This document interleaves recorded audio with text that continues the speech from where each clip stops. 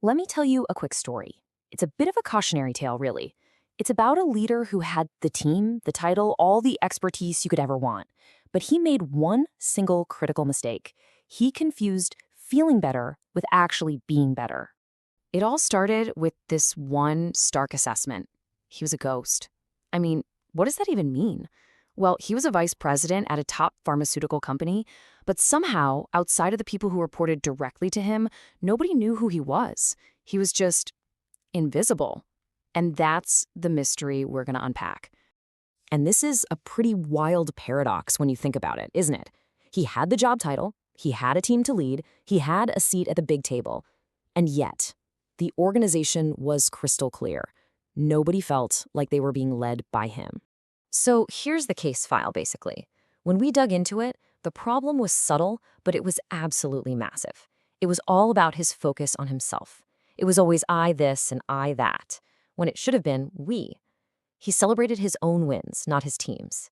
And the verdict from everyone around him, it was unanimous. He led no one.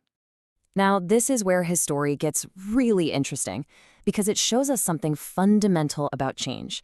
You see, there's a huge difference between feeling better and actually becoming someone different. One is just a temporary state. That's the goal of a treatment. The other, that's a permanent shift. That's the goal of a real cure. So, the whole thing boils down to this powerful framework. Step 1, awareness. That's just the diagnosis. It's admitting there's a problem. Step 2, coaching. That's the treatment. That's the hard work you put in to fix it. But the real goal, the thing that makes it stick, is step 3, habit. That is the only cure. And that's what the cure really is. It's not some finish line you cross and then you're done. No, it's a practice. It's about showing up and doing the work, day in and day out, especially on the days you feel like you don't need to anymore. That's the only thing that makes change permanent. So let's get back to our VP. How did this all play out for him?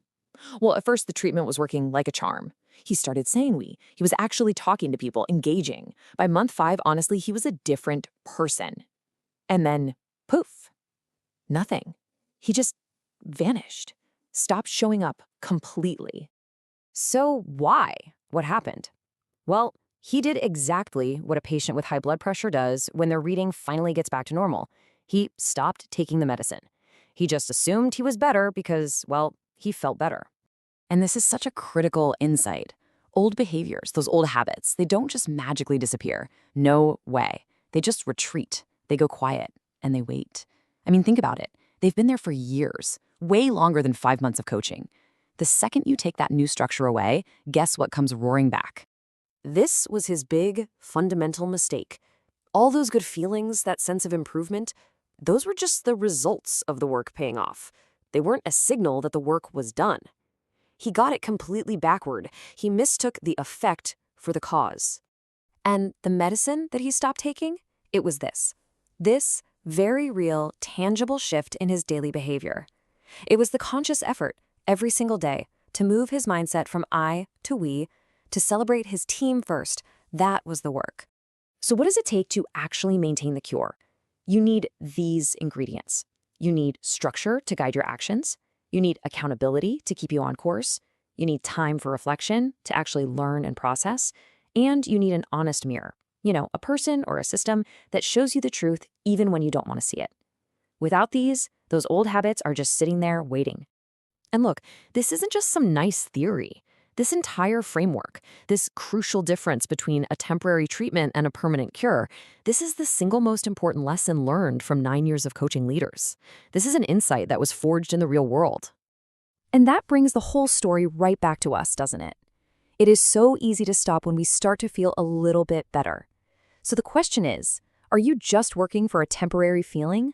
Or are you willing to put in the work to become someone genuinely different? The real question is, will you stay for the cure?